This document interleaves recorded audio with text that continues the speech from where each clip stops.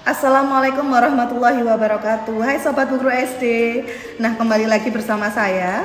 Untuk video kali ini bukan video tentang jalan-jalan ya, tapi video kali ini terkait dengan tips dan kiat. Nah, saya berharap video pada kali ini bisa bermanfaat, terkhususnya untuk Sobat Bu Guru SD yang sekarang berprofesi sebagai guru. Nah, tips dan trik apa yang akan saya bagikan? Jadi mungkin Sobat Bu Guru SD yang sekarang berprofesi sebagai guru pernah mengalami kelasnya itu gaduh atau ramai sehingga tidak terkondisikan. Apakah pernah? Nah, coba nanti silakan ditulis di kolom komentar. Jadi saya pun juga pernah mengalami kelas saya itu ramai dan tidak terkondisikan. Nah, jadi saya akan membagikan tips terkait untuk mengatasi kelas yang ramai seperti itu. Nah, saya harap video ini bisa bermanfaat dan bisa dilakukan atau dipraktekkan oleh Sobat Bu Guru SD di kelasnya masing-masing. Jadi mungkin saja ketika kelas ramai ya, tidak jarang kita sebagai guru itu mungkin pernah ya, mungkin saja pernah seperti berteriak, "Anak-anak jangan ramai," seperti itu.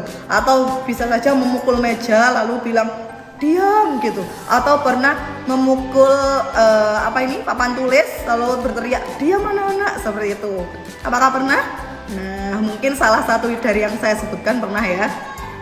Atau mungkin saja Bu Guru SD pernah melakukan manggili nama-nama anak yang terlihat yang menjadi biang ramainya, si A, si B jangan ramai, si C gitu ya. Nah, mungkin saja. Nah, silakan Sobat Bu Guru SD tulis di kolom komentar biasanya apa sih yang dilakukan kalau di kelasnya Sobat Bu Guru SD itu seperti terjadi hal seperti itu. Jadi ramai tak terkondisikan itu apa yang dilakukan Sobat Bu Guru SD. Jadi kita bisa sharing-sharing gitu. Nah, kalau dari tips dan trik saya, kalau Sobat Bu Guru SD ingin tahu, coba ikuti video ini sampai habis ya. Nah, Sobat Bu Guru SD, untuk tips yang pertama adalah membuat perjanjian kelas, aturan kelas atau kesepakatan kelas ya. Jadi memang bahasanya bermacam-macam. Intinya adalah aturan kelas ya. Jadi kalau Sobat Bu Guru SD mungkin yang sekarang berprofesi sebagai guru, mungkin sudah tidak asing lagi. Jadi kalau kita pada awal semester, alangkah lebih baik kita membuat aturan kelas bersama siswa kita. Dan kita biarkan anak-anak yang membuat aturan itu. Mengapa? Karena ketika anak-anak yang membuat aturan kelas itu, maka peluang anak-anak mematuhi aturan kelas itu akan lebih besar dibandingkan kalau kita yang membuat aturannya. Jadi biarkan pada awal semester itu membuat aturan kelas bersama dengan siswa, tetapi mereka yang membuat aturannya. Jadi agar peluang dipatuhinya itu lebih besar dibandingkan kita yang membuat seperti itu. Nah, Sobat Bu Guru SD, kalau Sobat Bu Guru SD sudah membuat aturan atau kesepakatan kelas di awal semester atau mungkin baru dibuat saat ini, tidak apa-apa. Nah, di dalamnya juga perlu Sobat Bu Guru SD selipkan. Jadi tentang kalau anak-anak ramai atau ketika anak-anak kelasnya itu gaduh. Ya, jadi Sobat Bu Guru SD tidak perlu mengatakan anak-anak kalau ini kalian sedang ramai kalian harus bukan seperti itu. Jadi Sobat Bu Guru SD bisa mensiasati seperti ini. Anak-anak kalau semisal di tengah-tengah perjalanan ya Bu Guru mengatakan ini, kalian harus spontan langsung melakukan atau spontan langsung menjawab misalnya. Nah, akan saya contohkan di kelas saya. Kalau di kelas saya, jadi saya itu kalau semisal saya lihat ya, mungkin biasanya itu kalau ramai itu tidak terkondisikan itu saat setelah istirahat mau masuk, padahal sudah masuk, tapi anak-anak itu tidak langsung yang duduk gitu kan. Jadi saya langsung seperti ini, saya hitung sampai 5 seperti ini, 1, 2, 3, 4, 5. Jadi saya memberikan waktu 5 detik pada anak-anak. Bagi dia yang masih di pintu misalkan, atau dia yang masih ngobrol sama temannya, atau dia yang masih berkeliaran di kelas seperti itu, saya berikan waktu 5 detik bagaimana caranya dia harus sudah duduk di tempat duduknya. Jadi 1, 2, 3, 4, 5, lalu saya bilang ready, 1, 2, 3, 4, 5 ready, dan mereka harus menjawab go. Dan ketika mereka menjawab go, itu mereka sudah harus duduk di tempat duduknya dan bilang go. Jadi 1, 2, 3, 4, 5 ready, ya 1, 2, 3, 4, 5 ready-nya itu saya yang mengatakan. Lalu mereka itu menjawab go itu ketika sudah duduk di tempat duduknya. Jadi go, 1, 2, 3, 4, 5 ready, go. Ya, jadi maksudnya itu 1, 2, 3, 4, 5 sudah siap. Ya sekarang kita siap untuk belajar. Maksud saya sih seperti itu ya.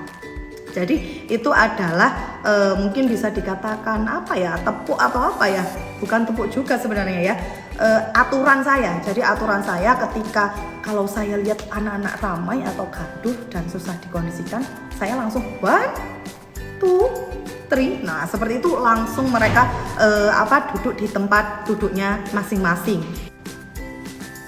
Nah, dan selama ini saya lakukan ini sudah cukup efektif karena kalaupun memang di hitungan sampai 5 ini anak-anak itu tidak sampai di tempat duduknya, itu biasanya yang tidak sampai di tempat duduknya itu saya minta untuk menyanyi. Dan menyanyi lagu itu biasanya menyanyi lagu huruf vokalnya saya ganti O atau saya ganti I atau U atau E dan lain sebagainya. Jadi Sobat Buku SD bisa membuat aturan seperti itu dengan macam-macam, maksudnya bisa dirubah sesuai dengan kreatif Sobat Buku SD. Misalnya juga bisa diganti seperti tepuk diam. Bila aku sudah diam, maka aku harus duduk. Misalkan seperti itu juga bisa. Nah, untuk di guru-guru yang lain itu sebenarnya juga ada Sobat Guru SD. Kalau setahu saya itu di guru PJOK itu sendiri lebih menerapkan tepuk dan tepuk. Jadi tepuknya itu seperti ini. Jadi gurunya itu melakukan tepuk seperti ini. Nah, ketika anak-anak sudah mendengar tepuk seperti itu, anak-anak langsung menjawab atau maksudnya langsung melakukan tepuk gitu 2 kali. Jadi guru olahraganya itu seperti ini tepuknya. Nah seperti itu. Lalu anak-anak langsung bagaimana caranya mereka langsung menyahuti dengan tepuk juga. Dan itu langsung fokus. Dan mereka langsung diam. Langsung fokus kepada gurunya. Nah seperti itu adalah tips yang pertama. Jadi kalau menurut saya Sobat Buku SD kalau melakukan tips yang pertama ini ya, Sobat Buku SD sudah tidak perlu seperti berteriak diam anak-anak atau memukul meja diam atau memanggil namanya hei si A si B si C diam gitu ya. Insya Allah untuk di tips pertama ini pasti insya Allah akan ada hasilnya. Jadi mungkin Sobat Buku SD bisa dicoba di kelasnya ya. Untuk saya juga membuat video tentang ini juga, nanti silakan dilihat setelah ini ya, bagaimana saya menerapkan yang tadi itu 1, 2, 3. Nah itu saya video juga, jadi silakan dilihat di video setelah ini. 2, 3, 4, 5, ready.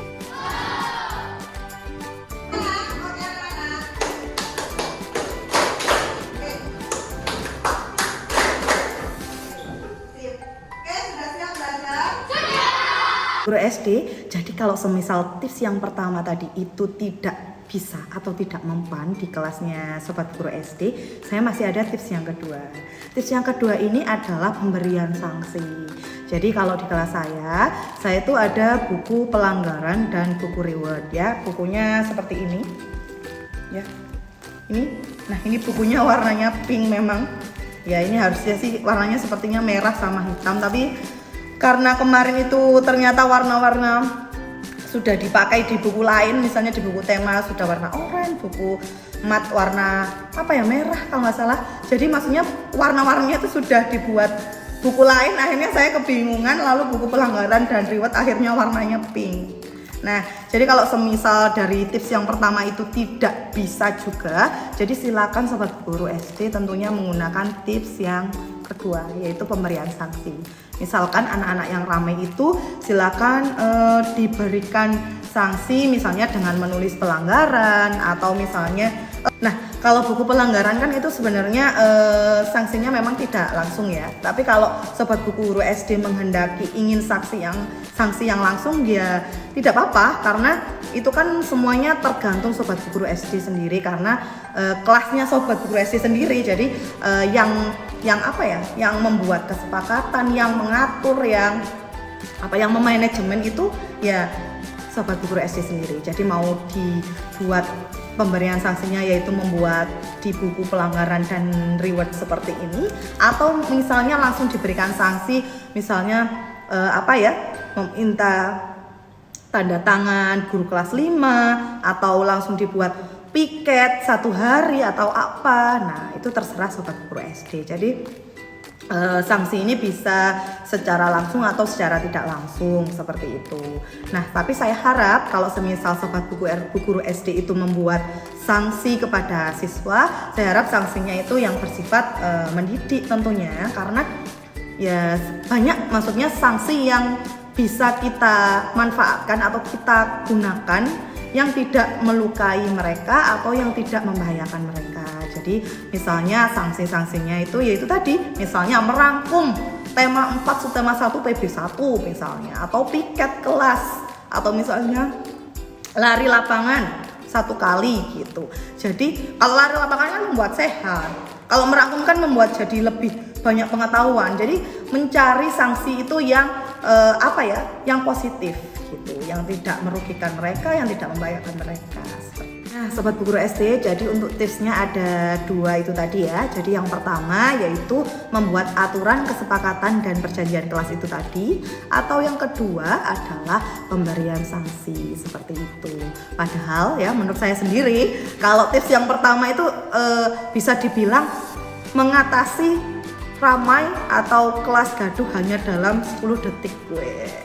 Bisa lah itu kalau menurut saya, karena kan kita cuma tinggal 1, 2, 3, 4, 5 ready go, itu sudah ada 10 detik anak-anak sudah bisa tertib lagi ya. Kalau menurut saya insya Allah ya, di tips yang pertama sudah cukup efektif dan efisien, dan saya berharap sih di 2 tips ini kalau dilakukan oleh Sobat Buku Guru SD bisa benar-benar efektif dan efisien seperti di kelas saya yang saya terapkan juga. Nah, Sobat Buku SD, untuk video kali ini sudah sampai ini saja ya. Saya berharap bahwa video kali ini bisa memberikan manfaat atau dapat memberikan inspirasi bagi Sobat Buku Guru SD yang sekarang khususnya sedang berprofesi sebagai guru. Nah, demikian video ini saya akhiri. Sampai jumpa di video selanjutnya. Jangan lupa like, comment, and subscribe, dan juga bagikan video ini. Assalamualaikum warahmatullahi wabarakatuh. Sampai jumpa.